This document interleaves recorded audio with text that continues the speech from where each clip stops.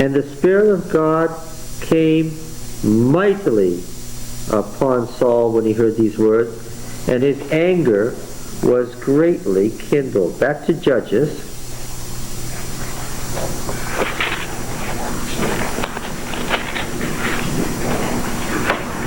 All right. The story of Samson, which was the one that immediately preceded Saul. We saw from 1 Samuel 1 that in the original book, the story of Samson immediately preceded the story of Saul. Have you got that? Do you remember? It was Samson who was to begin to deliver them from the Philistines, and Saul was to complete the job. Tell me you remember this. All right. Now, his father and mother, 14:4, did not know that it was from Yahweh, for he was seeking an occasion against the Philistines. At that time the Philistines had dominion over Israel. Samson went down to Timnah, and he came to the vineyards of Timnah. Behold, a young lion roared against him, and the Spirit of the Lord came mightily upon him, and he tore the lion asunder as one tears a kid. He had nothing in his hand, and he didn't tell his father or mother what he had done. What pattern do you notice? The Spirit of the Lord comes upon him and does something wonderful, something does some mighty act. All right. How does he, verse 19 of the same chapter. Verse 19, and the Spirit of Yahweh came mightily upon him, and he went down to Ashkelon and killed 30 men of that town, and took their gear and equipment for battle, and gave it to those who had told the riddle. Right? Every time the Spirit of the Lord comes, he kills something. Yes. 15 and verse 14. When he came to Lachi, the Philistines came shouting to meet him. And the Spirit of Yahweh came mightily on him, and the ropes which were on his arms became as flax that is caught fire, and his bonds melted off his hands. He found a fresh jawbone, and he slew a whole contingent of men, and said, with the jawbone of an ass, heaps upon heaps, with the jawbone of an ass I have slain a whole contingent of men. That contingent is, what? 10 men.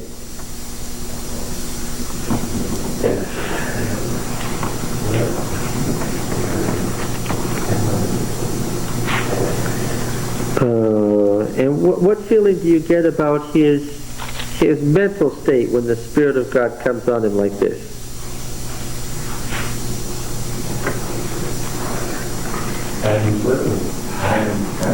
Huh?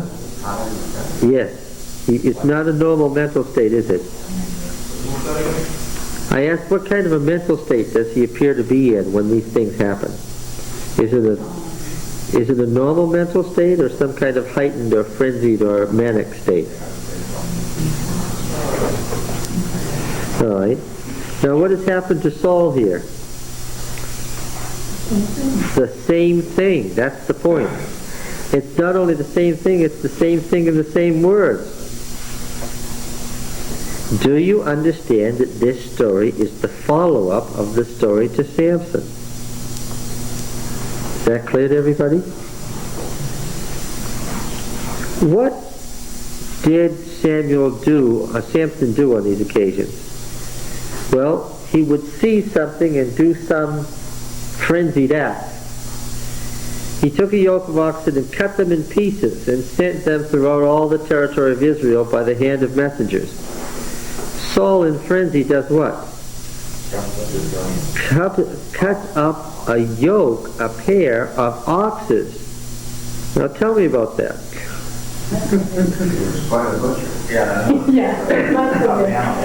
What? Ox is pretty tough, and there goes a tractor, right? Yes. Is this a little act or a big act? Yes. Big money, big animals, big frenzy. Almost scary. What would people have recognized in it? Right. The Spirit of the Lord has come mightily on him, yes. And he sent this through all the territory of Israel by the hand of messengers, saying, does this remind you of the concubine? Whoever does not come out after Saul and Samuel, so shall it be done to his oxen.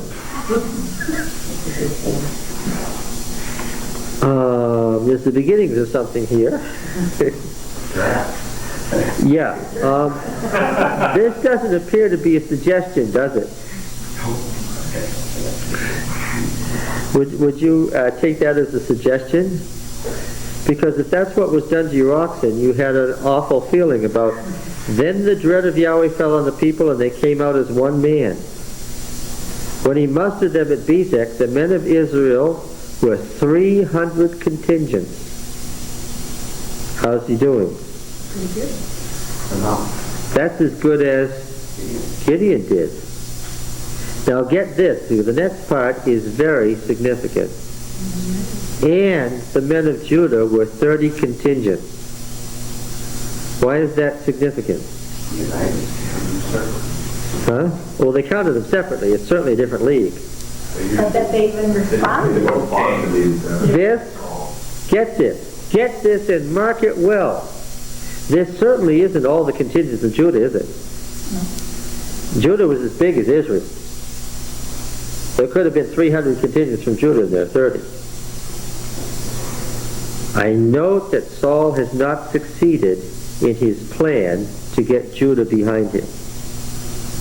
I also note that this is the very first time that what? That Judah has fought with Israel. Get it?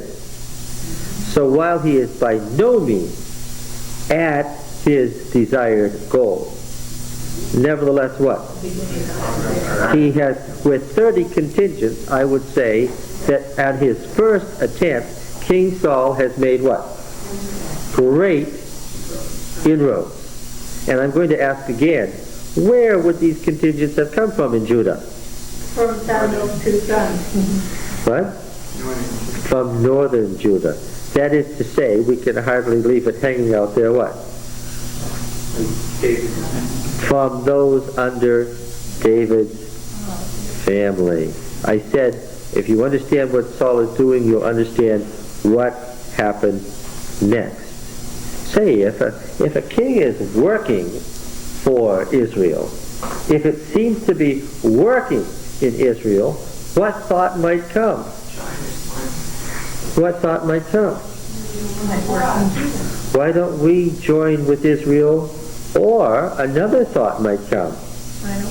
Why don't we get ourselves a king, a Judean king? Anyway, we're on our way to Jabesh. Thus say to the men of Jabesh, tomorrow, by the time the sun is hot, you'll have deliverance. The big thing that the book of deliverers promised at the beginning was deliverer judges that would deliver Israel. And the messengers came, told them that, and on the morrow Saul put the people in 3 companies. They came into the midst of the camp in the morning watch. When is the morning watch? When is the morning watch? Well, yes. It's the pre-dawn hours. When does Saul attack? He attacks in the pre-dawn hours when the Ammonites, suspecting nothing, what?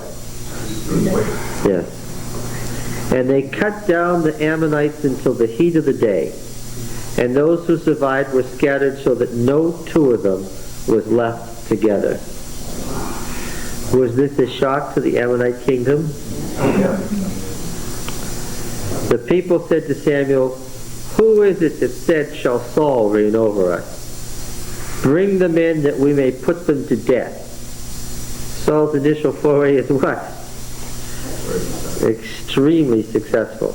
Now, this is a wake-up call to the tyrants of the Philistines. Isn't it? Why?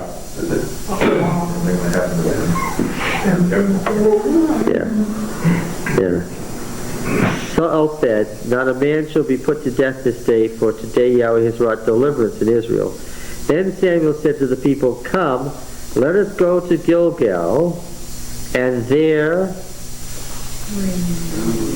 renew the kingship." So all the people went to Gilgal, and there they made Saul king. I told you that the pattern was what? He was king designate by lot, but not king in the true sense, so what? Yeah, so the charismatic to the coming of the Spirit of God on him had been proven. The Spirit of God comes on him, and it's demonstrated by victory, then what? Then he will be made king at Gilgal, the circle where the assembly met. That's what the circle means. Who sat around a circle? And did so for obvious reasons. Why couldn't you have it a square or an oblong? What? That's right. The tribal elders all wanted it to be clear that what? They were equal. Yes. Oh, that's why the Quakers do that. And there they made Saul king before Yahweh in Gilgal at the circle. So who was sitting around the circle when Saul was anointed king by Samuel in the center? All the elders. They sacrificed peace offerings, which of course you remember is the offerings that you sacrifice when you are rejoicing in well-being. The offerings of well-being. And there Saul and all the men of Israel rejoiced greatly. So far, so good. You did it right, everything went good. Everything is going well. We're in for a shocker in the next chapter.